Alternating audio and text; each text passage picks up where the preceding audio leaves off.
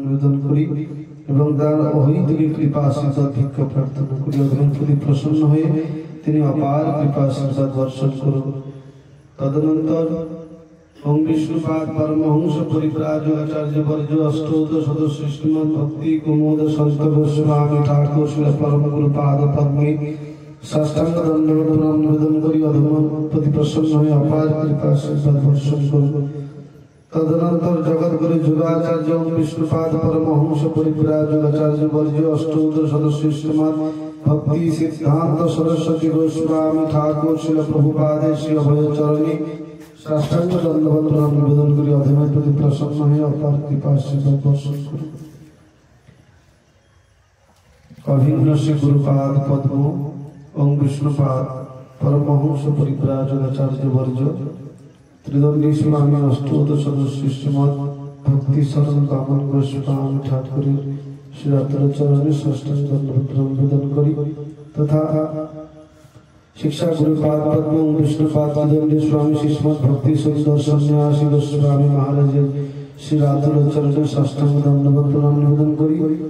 उपस्थित ब्रह्मचारी वृंद वैष्णव वृंद समुपस्थित मातृमंडली सकलेर चरणे यथायोग्य दंडवत प्रणाम निवेदन करी। अधमेर प्रति प्रसन्न हये अपार कृपा आशीर्बाद बर्षण करुन। শ্রী শ্রী গুরু গৌরাঙ্গের কন্যাকে অবলম্বন করে আমরা সকলে সমবেত হয়েছি আমাদের গুরু ভ্রাতা শ্রীপাদ সর্বপ্রভুর গৃহ আশ্রমে কিছুক্ষণ যাবৎ ভগবানের অপ্রাকৃত কথামৃত শ্রবণ করার অভিলাষ। আজ বড় আনন্দের দিন। আজকে আমাদের এই স্থানেতে বহু মায়েরা এসেছেন ভগবানের কথামৃত শ্রবণ করার অভিলাষ। কথা আমরা বহু কথা শ্রবণ করি বিভিন্ন জায়গায় বিভিন্ন প্রান্তরে। ভারতবর্ষের বিভিন্ন জায়গায় বিভিন্ন সভা সংঘটিত হয়ে থাকে। আজ এই পুরুষোত্তমপুর গ্রামের এক প্রান্তে সফল প্রভুর গৃহাশ্রমে একটি সভা সংগঠিত হয়েছে। সেটি কি? ধর্মসভা। এই ধর্মসভার মূল কেন্দ্র হচ্ছে ধর্মের কথা, সনাতন শাস্ত্রের কথা। যে শাস্ত্র বহু বহু পূর্বকালে বহু মুনি ঋষিগণ প্রণয়ন করে গিয়েছেন ভারতবর্ষের মানবদেরকে এই ধর্মের পথে চালিত করার অভিপ্রায়ে ভগবানের অহৈতুকী কৃপা আশীর্বাদে তারা যে শাস্ত্র গ্রন্থ প্রণয়ন করেছেন সেই শাস্ত্রের মধ্যে বহু কথা রয়েছে। তার মধ্যে একটি কথা আমি বলছি। শাস্ত্রে বলেছেন ভারত ভূমিতে হইল মনুষ্য জন্ম যা জন্ম সার্থক কর পর উপকার। জন্ম সার্থক কর পর উপকার। ভারত ভূমিতে হইল মনুষ্য জন্ম যা জন্ম সার্থক করি কর পর উপকার। ভারত ভূমিতে হইল মনুষ্য জন্ম যা। আজ বড় সৌভাগ্যের দিন, বড় শুভ দিন। কেননা আমরা ভারতবর্ষেরই কোন এক মায়ের গর্ভেতে আমরা আবির্ভূত হয়েছি। যে ভারতবর্ষের জননীর গর্ভে বিভিন্ন দেব দেবতাগণ প্রার্থনা করেন যে এমন এক ভারতবর্ষে আমি জন্মগ্রহণ করতে চাই যে স্থানেতে শ্রী গৌর হরি অবতীর্ণ হয়েছে। নেমি মহারাজকে প্রশ্ন উত্তরে করভাজন মুনি বলছেন, চৈতন্য মঙ্গল গ্রন্থ পড়ে দেখবেন, সেখানে বলছেন নেমি মহারাজ তিনি যখন মহারাজা ছিলেন তার সভার যে দায়িত্ব করভাজন মুনি তিনি প্রশ্ন করছেন এবং তিনি উত্তর দিচ্ছেন। করভাজন মুনি নেমি মহারাজকে উত্তর দিচ্ছেন কি কৃত কৃতাদিষু প্রজারাজন কলাপিচ্ছতি সম্ভবম কলৌ খলু ভবিষ্যন্তি নারায়ণ পরায়ণ।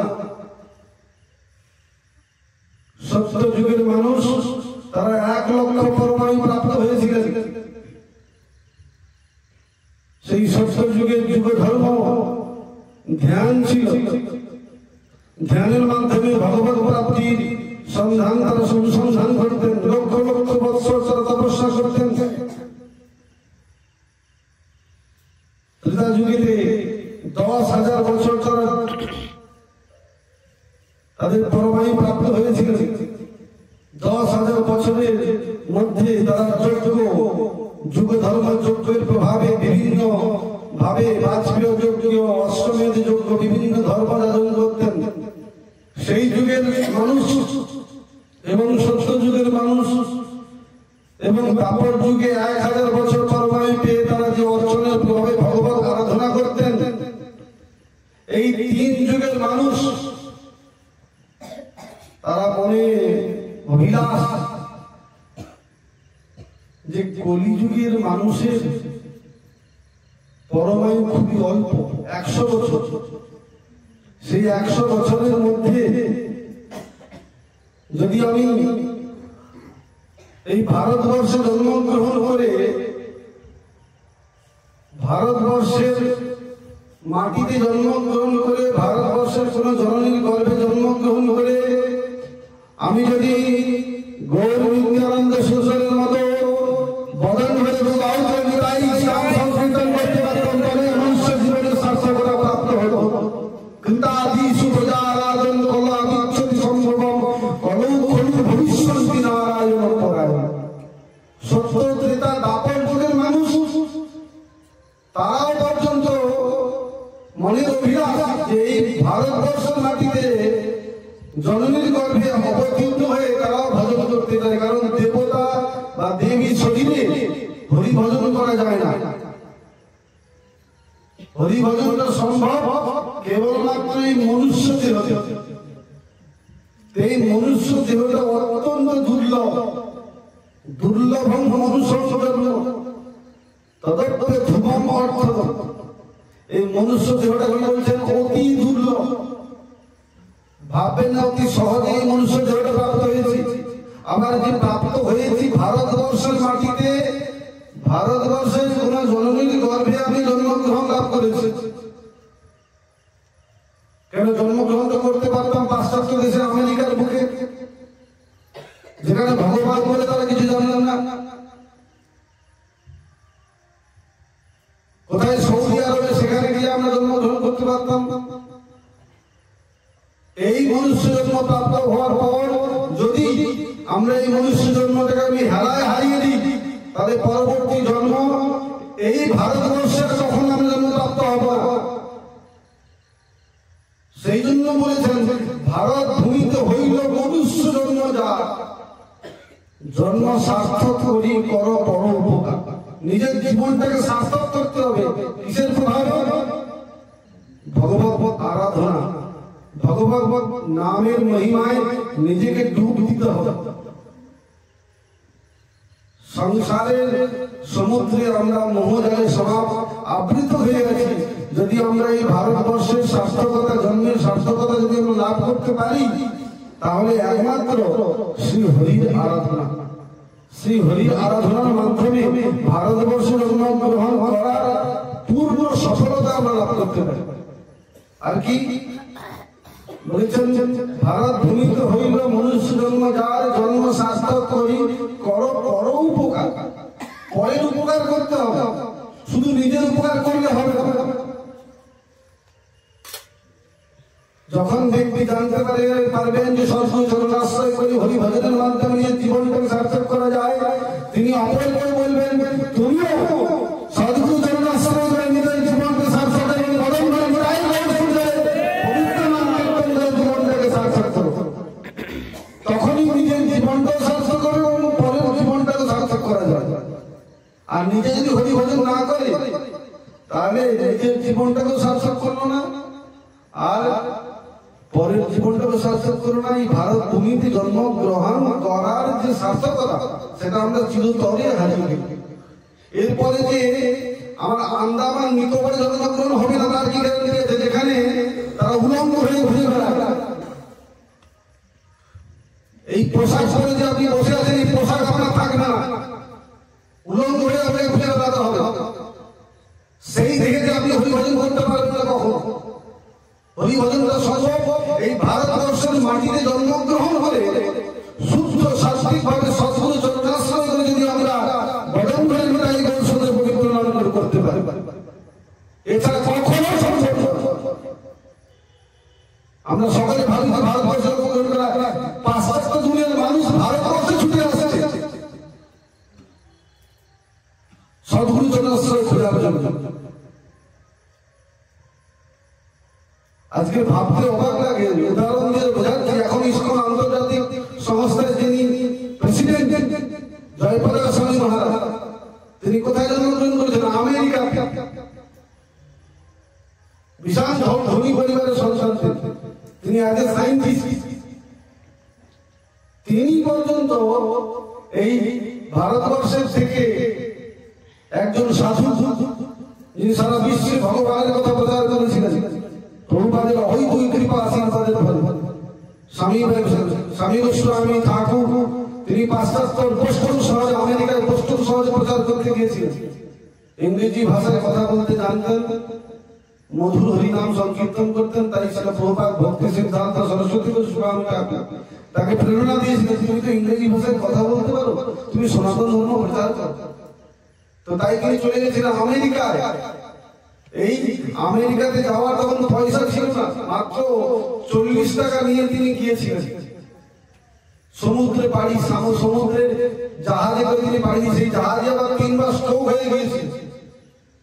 64 বছর বয়সে, কল্পনা করতে পারবেন 64 বছর বয়সে মানুষ এখন কি করতে পারে। সেই 64 বছর বয়সে তিনি পাশ্চাত্য দুনিয়া প্রচারের জন্য পাড়ি দিয়েছিলেন। দিয়ে সেখানে এক পার্কে বসে এমন একটা জায়গায় গিয়েছেন সেখানে বাংলা ভাষা নেই, বাংলায় কেউ কথা বলতে পারছে না। সেখানে সবাই হচ্ছে কিসের কথা বলে? ইংরেজি। সেই ইংরেজি ভাষার দেশে গিয়ে কি প্রচার করতে গিয়েছেন?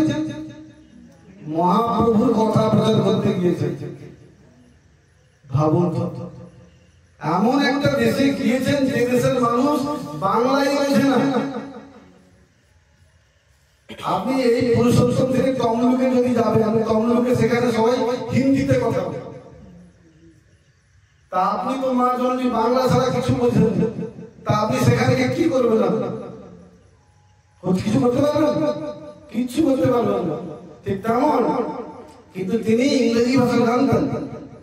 তো সেখানে গিয়ে বোস্টন শহরে তিনি হরিনাম করছেন। এক পার্কে বসে 5-6 ঘন্টা ধরে তিনি হরিনাম করে যাচ্ছেন। আর ওই সময়তেই এই জয়প্রকাশ স্বামী মহারাজ তিনি আসেন। এসে তিনি সেই গুরু চরণাশ্রয় হয়ে হরিভজন করে আজকে দেখুন আমেরিকা থেকে এসে আমাদের ইসকনের প্রেসিডেন্ট হয়ে গিয়েছে জয়প্রকাশ স্বামী গোস্বামী মহারাজ। তো এরকম বহু দুর্লভ কথা রয়েছে, কিন্তু মেইন যে কথা যে কেন আমরা হরিভজন করবো আর কেন সনাতন ধর্মের প্রতি মানুষ আকৃষ্ট হয়, কারণ সনাতন ধর্মেতে বলেছেন যে সবাই, মহাপ্রভু বলছেন যে নিজ দ্বারেতে বসিয়া 10-5 মিলি নিজ দ্বারেতে বসিয়া কীর্তন করো সবে হাতে তালি দিয়া। নিজের বাড়িতে বসে নিজেই কীর্তন গুলো শিখুন, ভক্তি গীতিগুলো শিখুন নিজেই নিজে।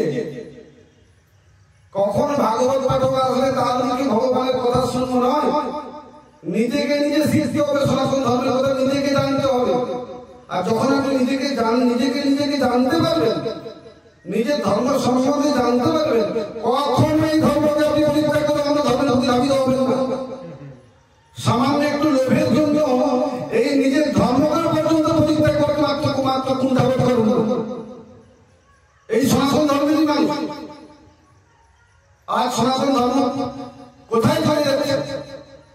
কিন্তু আমাদের গৌড়ীয় ধারায় যে সমস্ত গুরুবর্গ রয়েছেন ভারতবর্ষের যে সমস্ত গুরুবর্গ রয়েছেন সারা পাশ্চাত্য দুনিয়ায় প্রচার করছেন, পাশ্চাত্যবাসী তারা সেই ধর্মেতে ছিল, কিন্তু সেই ধর্মেতে দেখতে গেলে যে এখানে সুখ শান্তি নেই, এখানে শুধু আমি ভোগের নেশা, কে স্বামী কে স্ত্রী কে কন্যা কেউ কোনো বিচার নেই।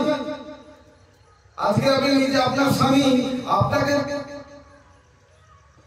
আপনার সঙ্গে সেই বন্ধনে আবদ্ধ হয়েছেন, সংসার জীবন বন্ধনে, সংসার মিলনের মাধ্যমে সন্তান উৎপন্ন হচ্ছে, সেই সন্তানকেও সেই স্বামী ভোগ করতে কুণ্ঠাবোধ করেন। এই এমন একটা পরিবেশ যেখানে আমেরিকার বোস্টন শহর হিপ্পিসরা ঘুরে বেড়াত রাস্তায়, এখনকার ভারতবর্ষের ছেলেমেয়ে দেখবেন সব মোবাইল নিয়ে সব ঘুরে বেড়াচ্ছে রাস্তা। কারণ আমরা আমার নিজের সন্তানকে তৈরি করতে পারি, প্রকৃত তৈরি করতে পারি, সে তার মূল আমাকে নিজেকে পরিচয় করতে হবে। সেই জন্য আমরা যে পিতা মাতা হয়েছি, কিন্তু প্রকৃত পিতা মাতা আমরা কেউই হতে পারিনি। প্রকৃত পিতা মাতা তিনি, যিনি তার সন্তানকে এই ভগবত আরাধনায় নিজেকে পরিচালিত করবেন এবং নিজের সন্তানকে পরিচালিত করাবেন। তিনি যদি আমার নিজের ধর্মকে না জানতে পারবেন, সে যদি সনাতন ধর্মে জন্মগ্রহণ করে নিজের ধর্মকে যদি না জানতে পারবেন, তাহলে পরের ধর্মকে কি জানবেন? আর আল্লাহ যদি তিনি এতই করুণাময় হয়, তাহলে আমাকে তো সেই আল্লাহর ধর্মেতে, মুসলিম ধর্মেতে আমাকে জন্মগ্রহণ করাতে পারতো, তাহলে সেই আল্লাহ প্রাপ্তি হয়ে যেত। ভগবান কন্যা করে আমাকে কেন এই সনাতন ধর্মে জন্মগ্রহণ করিয়েছে? কারণ কি না, বহু বদ্ধ জীবাত্মা এই ভারতবর্ষের মাটিতে, কি ভারতবর্ষের জননীর গর্ভে সনাতন ধর্মেতে আবির্ভূত হয়েছে। এই জন্য সনাতন ধর্ম বড় কঠিন। এই ধর্মের বোঝা যিনি টানতে পেরেছেন, ধর্মকে যিনি মাথার মধ্যে পরিধান করতে পেরেছেন মস্তক মুকুট রূপে, তিনি হচ্ছেন কি না প্রকৃত শাস্ত্রিক ভাবে নিজের ভজনকে নিজেকে জেনে হরি ভজনের পথে নিজেকে চালিত করেন। সেই জন্য পূর্ববর্তী বক্তা বললেন না কি না, বলছেন যাবৎ দেহে আছে প্রাণ ইন্দ্রিয় যে শক্তি তাবৎ করহ কৃষ্ণ পাদপদ্মে ভক্তি। যতদিন এই দেহের মধ্যে প্রাণ আছে, ইন্দ্রিয়ের মধ্যে শক্তি আছে, ততদিন কৃষ্ণের ভক্তি করব। কেন কৃষ্ণের ভক্তি করব? কারণ ইতিপূর্বে আমরা আলোচনা করেছি যে ভগবানই হচ্ছেন এক, আর বাকি সব তার আধিকারিক দেব দেবী। তো আমরা এই আধিকারিক দেবদেবীর কাছে কোন বস্তু চাই, তার সেবা করি, কিন্তু শাস্ত্রে শ্রী ভগবান গীতাতে বললেন কি, যে কন্যা ভোগা যদন্ত সশ্রয়া দিতা তেপি মানে কখনতে যদন্ত অবিধি পূর্বক। বলছেন যারা আমাকে ভুলে বিভিন্ন দেবদেবীর প্রতি আকৃষ্ট হয়েছেন, তারা কিন্তু আমারই সেবা করে। যে কন্যা ভোগা যদন্ত সশ্রয়া দিতা তেপি মানে কখনতে যদন্ত অবিধি পূর্বক। সে অবিধি পূর্বক আমার সেবাটা করছে, বিধিপূর্বক করছে না। আপনার এই পেটের মধ্যে যে খাদ্য বস্তু দিলে আপনার এই শরীরটা সঞ্চালিত হয়, তার দেওয়ার প্রসেসটা কোনটা? খাদ্য বস্তুটা কোন দিক দিয়ে দেবেন? মুখ কবর দিয়ে। কেন কান দিয়ে দেওয়া যায় না? কান দিয়ে দেওয়া যায়, নাক দিয়ে দেওয়া যায় না? নাক দিয়ে দেওয়া যায় কিনা বস্তু? খাবার বস্তু নাক দিয়ে দেওয়া যায় না? যখন আপনি হচ্ছে আইসিএসি ভর্তি হবেন, তখন নাক দিয়ে খাবার দেয় কিনা? তাই না? তাহলে ওটা কি বিধিপূর্বক না অবিধিপূর্বক? বিধিপূর্বক কোনটা? আপনার মুখ গোবর দিয়ে এই পেটের মধ্যে খাবারকে যখন শরীরটা সুসঞ্চালিত হয়, আর যখন নাক দিয়ে যখন দেওয়া হচ্ছে তখনও চালিত হচ্ছে, কিন্তু ওটা অবিধিপূর্বক ওইভাবে চলতে পারে না। চলবে কেবলমাত্র এই মুখ গোবর দিয়ে। ঠিক তেমনই যদি এই ভগবানকে আমরা সেবা করি, ঈশ্বর পরম কৃষ্ণ সচ্চিদানন্দ বিগ্রহ অনাদির অধিক সর্বকারণ কারণ ব্রহ্মাদি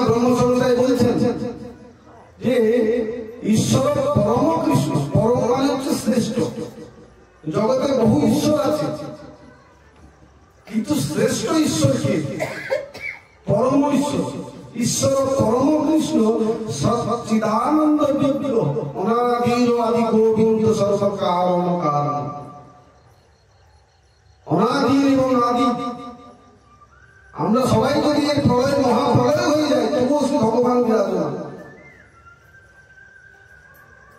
সেই ভগবানের কথা আমরা শ্রবণ করতে বসেছি, তাহলে আমাদের চিত্তটা কেমন হওয়া উচিত?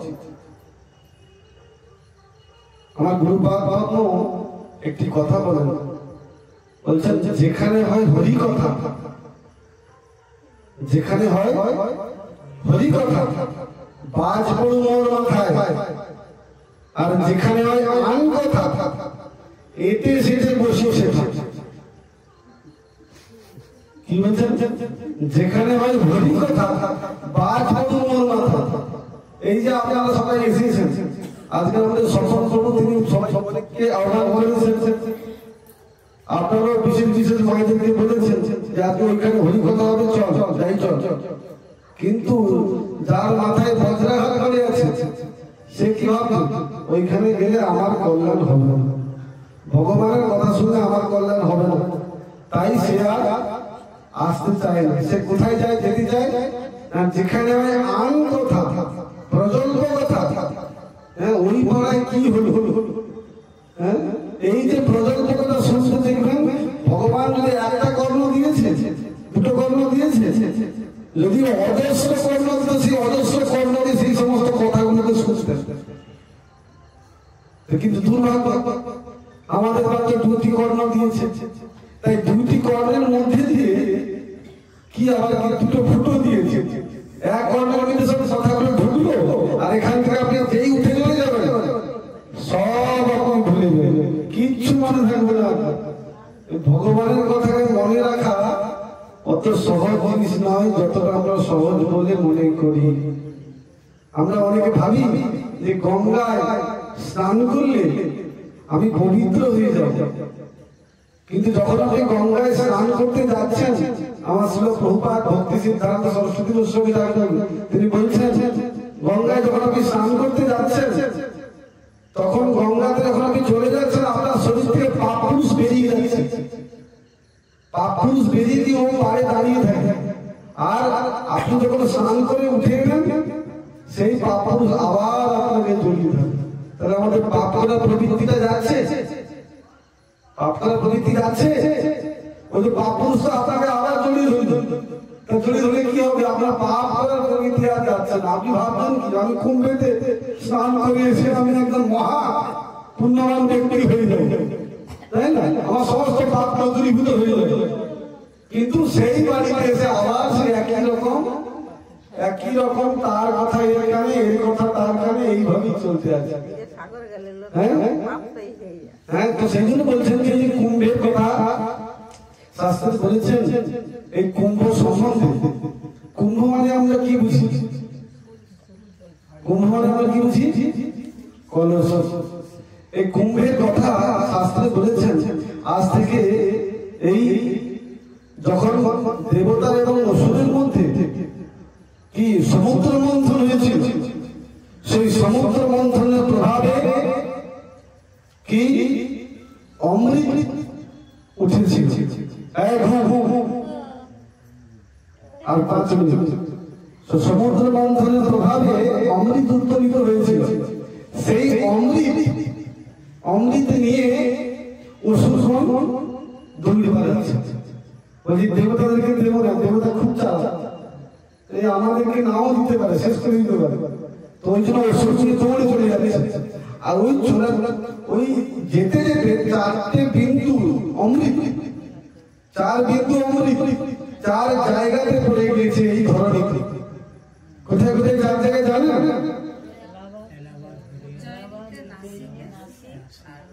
হ্যাঁ, প্রথমে পড়েছে কোথায়? এলাহাবাদ।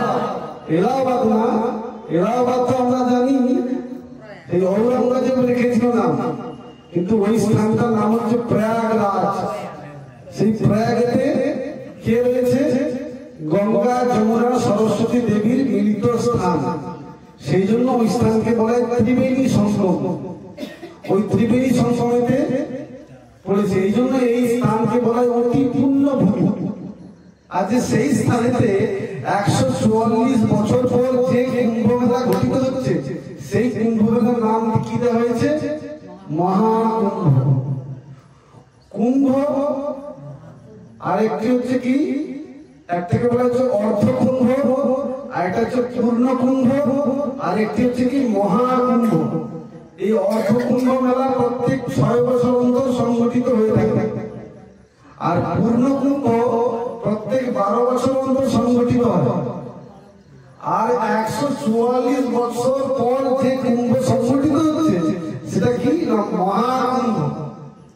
তো এই প্রয়াগরাজেতে সেই এক অমৃত পড়েছিল, সেই জন্য এই স্থান হচ্ছে অতি পবিত্র স্থান, অতি পূর্ণ। এই স্থানে গেলে অতিরিক্ত পূর্ণ ফল আপনি সঞ্চয় করবেন। আর কোথায় পড়েছে? হরিদ্বার।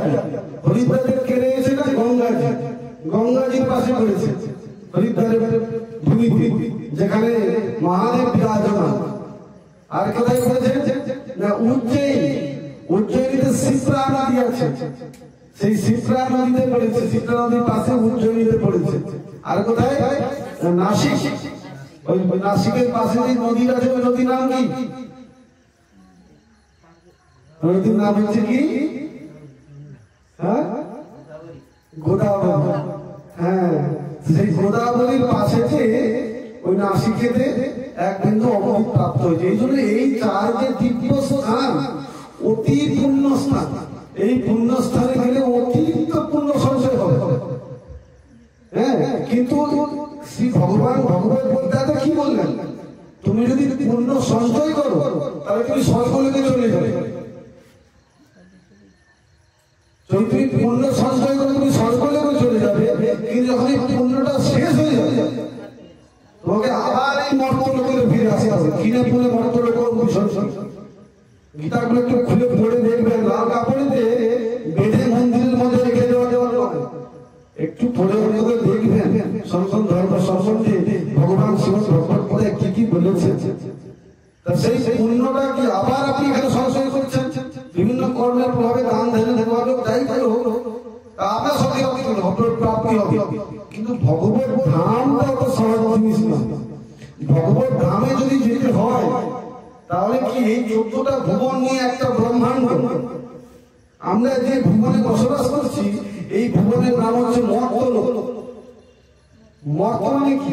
এখানে আমরা মরতে এসেছি, আমরা এখানে কেউ আমরা বাঁচতে আসি না, আমরা সবাই এখানে মরে যাবো, কেউ আমরা বেঁচে ফিরবো না। যারা ভাবছে আমরা এখানে বেঁচে ফিরে যাবো, অট্টালিকা আমি বানিয়ে ফেলবো, সব পরে বলতে হবে একদিন করে, কাউকে ভগবান দেখে ছাড়বে না। আর ভগবান এসব সিগন্যাল দিয়ে দেন, সারা পাকার চুল সাদা হয়ে যেতে, সিগন্যাল দিয়ে দেয় আগে থেকে। ওই সিগন্যালকে বুঝতে হবে যে আমার আবার সময় হয়ে গেছে, আমাকে কি করে আমাকে হরি ভজনটা করতে হবে যে কোনো প্রভাবে। তো বলছেন যে এই 14টা ভুবন নিয়ে একটা ব্রহ্মাণ্ড, এই ব্রহ্মাণ্ডের উপরে আমরা যে স্থানে রয়েছি এই স্থানের নাম হচ্ছে শাস্ত্রতে বলছেন ভূলোক বা মর্তলোক। এই ভূলোকের উপরে যে ভূগর্লোক, ভূগর্লোকের উপরে যে সত্যলোক, তারপরে কি সত্যলোকের উপরে যে মহ জন তপ সত্য, এইভাবে হচ্ছে 7খানা লোক আছে, আর নিচে 7খানা লোক আছে, টোটাল 14খানা লোক মিলে একটা ব্রহ্মাণ্ড। এই ব্রহ্মাণ্ডের উপরে যে বিরজা মহাসাগর, আর বিরজার উপরে রয়েছে শিবধাম, যেখানে শিবজি বাস করে, আর শিবধামের উপরে রয়েছে কি দ্বারকা মথুরা, তারপরে কি রয়েছে বৈকুণ্ঠ, তারপরে রয়েছে গোলক বৃন্দাবন। এই কত উপর থেকে স্বরূপে সবার হয় গোলকের স্থিতি। আমরা অষ্টদশে করি না, আমাদের স্বরূপটা ছিল এই গোলকের বাসিন্দা আমরা। তা আমরা এই স্থানে কেন এসেছি? এই স্থানে এসেছি ওই ভগবানের চরণেতে বা সুস্থ সাধুগুরু বৈষ্ণব চরণে অপরাধ করার জন্য। তো সেই জন্য সেই অপরাধটা আমাদের এই মনুষ্য দেহ লাভ করেছি হরিভজনের মাধ্যমে, সাধুগুরু বৈষ্ণবের সেবার মাধ্যমে। নিজের জীবনটাকে যদি ভগবত আরাধনায় উন্মিলন করতে পারি, তখনই গোটাই বৈষ্ণবের পবিত্র নাম কীর্তন করতে করতে আমি ভগবানের অপ্রাকৃত যে গোলক বৃন্দাবন, সেই গোলক বৃন্দাবনে গিয়ে আমরা পরম আনন্দের সন্ধান লাভ করতে পারি। যা বেদ মন্ত্রতে বলছেন অসতমা সৎগময় তমসমা জ্যোতির্গময় মৃত্যুমা অমৃতম গয় শান্তি শান্তি শান্তি। আমাকে নিয়ে চলো এই অসত্য থেকে সত্যে, অন্ধকার থেকে আলোকে, যে স্থানে গেলে আর আমাকে এই জগতে আর ফিরে আসতে হয় না। এই জগৎটা হচ্ছে মৃত্যুময় জগৎ। আমি কি নিয়ে জগতে এসেছি? क्या लेकर तू आया जगत में, क्या लेकर तू जाएगा, मुट्ठी बांधे आया जगत में, हाथ पसार के जाएगा। কি নিয়ে জগতে এসেছিলে আর কি নিয়ে জগৎ থেকে চলে যাবে? যখন আমরা এসেছিলাম হয়তো হাতটাকে এরকম মুট্ঠি বেঁধে, কিন্তু যখন আমরা চলে যাব তখন একদম হাত খালি অবস্থায় আমরা জগৎ থেকে চলে যাব। আমাদের কিচ্ছু থাকবে না। নয়ন মুদিলে সবই অন্ধকার, রাখো রতিমতি ও রাধা চরণ। হেলায় রতন হারায় নাম, হরি হরি বল বদনে, বল হরি বল, হরি হরি বল, শয়নে স্বপনে জাগরণে, শয়নে স্বপনে জাগরণে। হেলায় রতন হারায় নাম, হরি হরি বল বদনে। ওহে রসুল হলো না বলিয়ে, তবে বিনা যাবি রে ভুলে। ওহে রসুল হলো না বলিয়ে, তবে বিনা যাবি রে ভুলে। নয়ন মোদিয়ে সবই অন্ধকার, রাখো রতিমতি ও রাধা চরণ। হেলায় রতন হারায় নাম, হরি হরি বল বদনে। শয়নে স্বপনে কিবা জাগরণে, শয়নে স্বপনে কিবা জাগরণে, হরি হরি বল বদনে, হরি হরি বল বদনে। হরে কৃষ্ণ হরে কৃষ্ণ, কৃষ্ণ কৃষ্ণ হরে হরে, হরে রাম হরে রাম, রাম রাম হরে হরে, হরে কৃষ্ণ হরে